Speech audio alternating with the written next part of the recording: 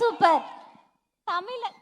தமிழக வெற்றி கழகம் இந்த சின்னத்தின் எதிர்காலம், தமிழகத்தின் எதிர்பார்ப்புகள். தமிழகத்தின் எதிர்பார்ப்புகள். அட்வான்ஸ் ஹாப்பி பர்த்டே அண்ணா.